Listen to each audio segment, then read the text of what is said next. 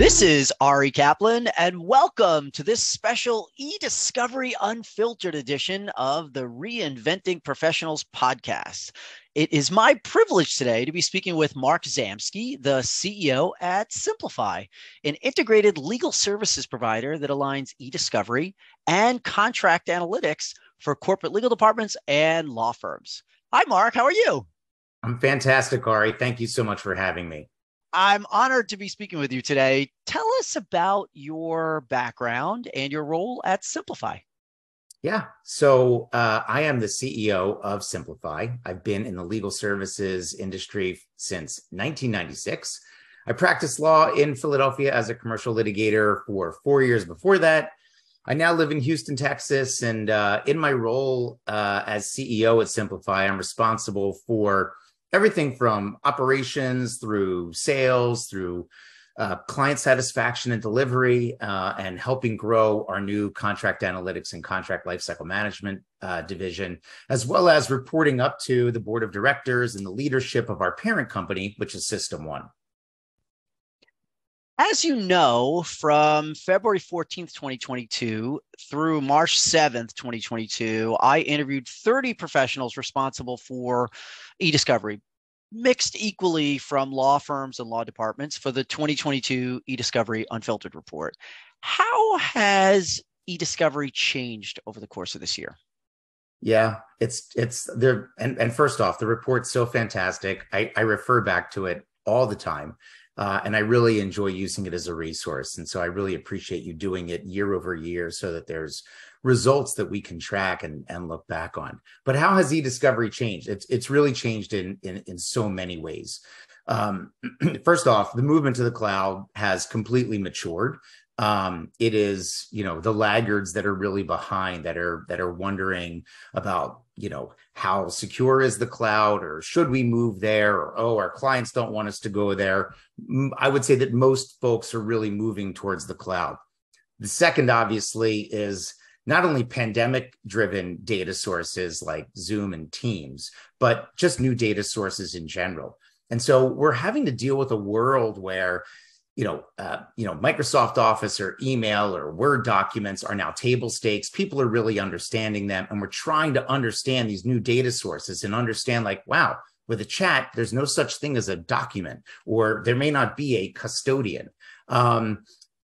Cell phone collections, other forms of data, they're really changing the entire landscape. And then, of course, there's AI, right? Everything is AI driven. Everything from IG initiatives all the way through document review. And what I sort of like to think about there's like three terms, Ari, that have been sort of juggled about, and maybe we'll talk about them a little later in some of the other questions.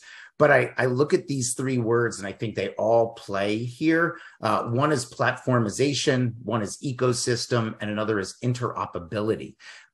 So people are looking for ways to sort of go to a single source to better manage, understand, and work through their data, whether it's for an investigation, a litigation, or just, again, internal data management. And I think that all three of those words, or any one of them, can really encapsulate what's happening today with data.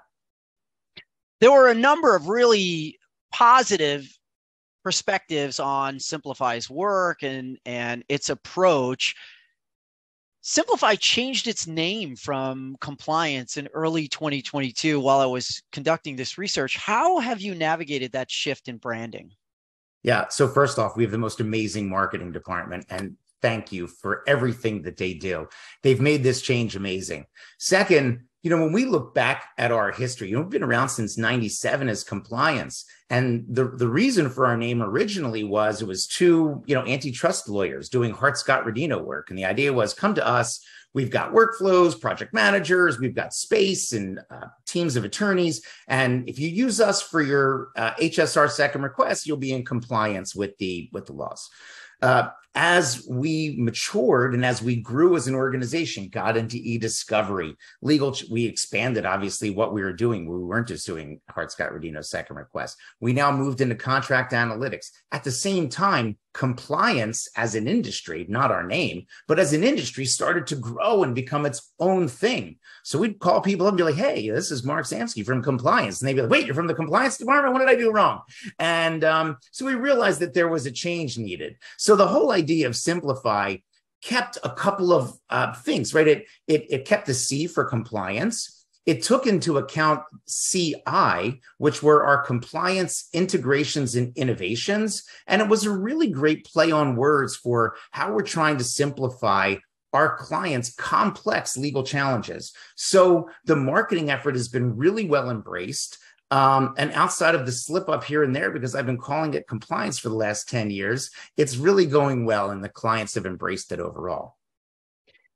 In the 2022 E-Discovery Unfiltered Report, I asked the participants about pain points and business challenges that they were expecting to experience this year. How do you anticipate the changing e-discovery landscape shaping how companies approach their matters in 2023? Yeah.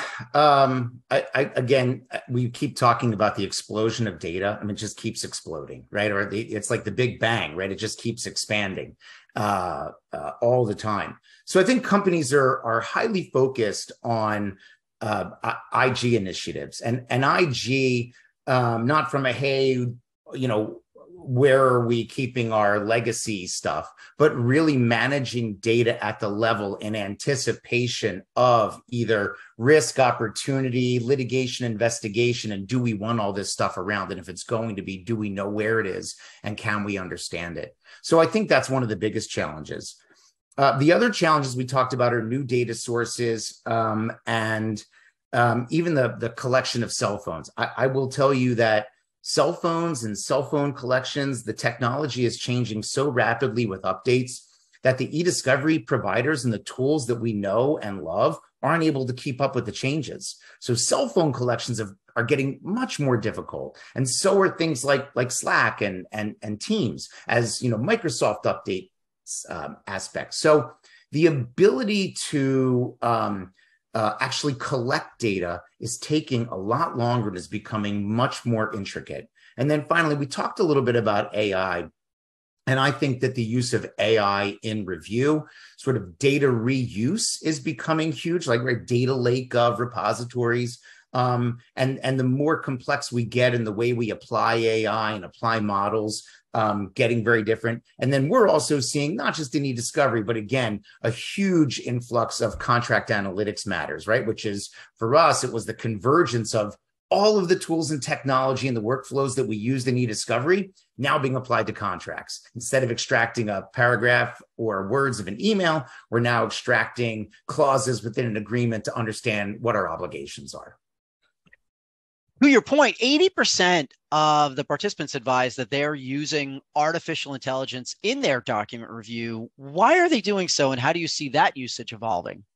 Yeah, because the data is just, it's too big, it's too much. And the AI is actually getting really good. And so, I think what we're seeing is the use of, some of the tools do a really, really great job of, that TAR 2.0, that continuous active learning, measuring recall behind the scenes and being able to filter documents to a stable system. We're seeing it at the earliest stages of e-discovery. And if you think again that, going back with 80% of your cost-free discovery are in review, to the extent that we can bring that down, we can bring down overall cost. We can get to our data faster, we can understand our data faster, and we can start to focus on and better understand what are the most critical, relevant documents. So I think that the advancements in AI, the advancements in some of the algorithms and models that we use and the way we're applying it outside of sort of the TAR 1.0 models and really harnessing what's available today in advanced technology. It's just too good not to use. When I spoke with e-discovery professionals about the qualities that matter most when they're working with an outside provider, they highlighted things like transparency, trust, elegant problem solving, customer service, accountability as key elements of that relationship. As your organization grows, How do you maintain your commitment to those fundamental factors for success? Yeah. I mean, those are such incredible qualities for any one company or any one individual that is dealing with clients to embrace. From a transparency level, we're using a lot of data metrics. We are using Microsoft's Power BI, which we now call Power CI and CI Spend, to be completely transparent about all of our clients' data, where it sits, how much it's costing them, what our project managers are doing. They even get insight into their invoices before their invoice is ever issued. So transparency is really easy. And we also have a very transparent process in terms of, hey, we all make mistakes, right? So if we make a mistake, we've got to be able to understand it and why we made it, talk to our client about it. We try to talk to our clients about setting expectations, about what they want to see. So the level of trust and complex problem solving comes in so that we're not just order takers. We encourage, we've got, two teams now that are primarily running our clients' data. And it's a sort of a higher level project management consulting group, and then more like a data operations or a technical team, more the button pushers. And so they're doing more discrete tasks. Whereas our project managers are the ones talking to our clients, really helping them understand search term reports, or what do the analytics mean? Or how should we be approaching this problem? Or what are you trying to achieve, and being more consultative? So we really want to understand what our clients are going through at any given point in time and give them a really eloquent solution, again, to a complex problem. Therein lies the name, right? Simplify. I found that 80% of the respondents said that they were insourcing more of their e-discovery, with 88% of corporate law department representatives acknowledging that change. What factors are empowering their self-service capabilities? Yeah. And I, without sounding like a commercial, it actually plays into the ecosystem that we built here at Cimplifi, which is we buy the software, we host the technology, we create a lot of integrations and innovations to create that sort of interoperability and platformization that I spoke of earlier. But what it does is it gives our clients the ability to DIY. Right. So instead of just collecting data and then throwing it over the wall, either to outside counsel or to a provider, they're building in-house teams that they're working with their IT departments. They're able to directly connect collections and legal holds into the system so that they can manage them and then upload and process that data. And then I think that, if we look back at your report, Ari, a lot of the focus there was on managing data, on managing collections and legal hold, and also running sort of processing and filtering aspects, while they're giving a lot of the review aspects over to companies like ours or outside counsel. And that makes a lot of sense because we're talking about data management, right? And companies not only have the ability to DIY, but the other thing that's driving that is ask a company on any given day, hey, where's your data and how much do you have out there in, the litigation universe? Many will scratch their head. They don't always know. So they're trying to keep their data in one place. And so when they have that ecosystem or that sort of platformization that they can work through, they're able to upload data into a single repository and give many outside parties access into that single system. It's better for metrics. It's better for spend. It's better for data management. It's better for data remediation and security. 77% of the participants actually advise that they've created a standardized workflow to transform their e-discovery process. Why is that so important? Yeah, we work on playbooks each and every day with all of our clients, not only encouraging them to start drafting them, but to update them constantly. It gives the ability to have consistent processes. For example, we work with a bank, and we have a playbook with them that says that when we do productions, these are the formats we do it in. This is how we provide them. And then we'll get new outside counsel. I'm like, we're just going to send PDFs over and stamp them. And we're like, no, can't do that. The playbook says that we do it this way. And that's really helpful to our end client because then they've got consistent results throughout. So those standard processes for how do we process data? How do we search data? How do we apply tags? And it's going to become more and more important, Ari, when we start to see more use of data lakes and data reuse policies as we start to grow. One interesting aspect was that 80% of the participants expect remote document review to remain permanent. What advantages does that offer teams? Yeah, so first off, it's a diverse pool of talent, right? We can pick from anywhere, really across the 48 states, not to discriminate against Hawaii and Alaska, but we would choose from there as well. But for the most part, we're getting a more diverse talent pool. And then the talent pool is able to work a little more intensely on those reviews because they're at home. If they need to work 4 hours and take an hour off and then work another 4 hours, we're saving time on the commute. And the accessibility and the security around these reviews is increasing. So we use a hardened, basically Citrix platform that really does not only review monitoring of what the reviewer is doing, but also tracks metrics and also provides security for the data that's being accessed. And I think most companies that offer a remote review solution have a secure solution around that. Companies are more comfortable with it. They realize the data is not actually going out there. So we're getting better talent. We're getting better results. We're finding ways to manage them. I would like to say that costs are going down, but I actually think that costs are probably stabilizing. And if anything, maybe going up, because what we're seeing is less data needing more review. So we're looking for more sophisticated reviewers. So we're actually seeing a better pool of more talented reviewers reviewing more difficult data. What issues do you see most profoundly impacting e-discovery in 2023? Yeah, well, we've talked about some of them. Advancement and application of AI in review. Data sources, which I think we probably, crush that topic. IG and data reduction. Ari, I think overall people want to control their data. And part of that control we're going to look more at privacy and security regulations, not only throughout the US, but really the rest of the world.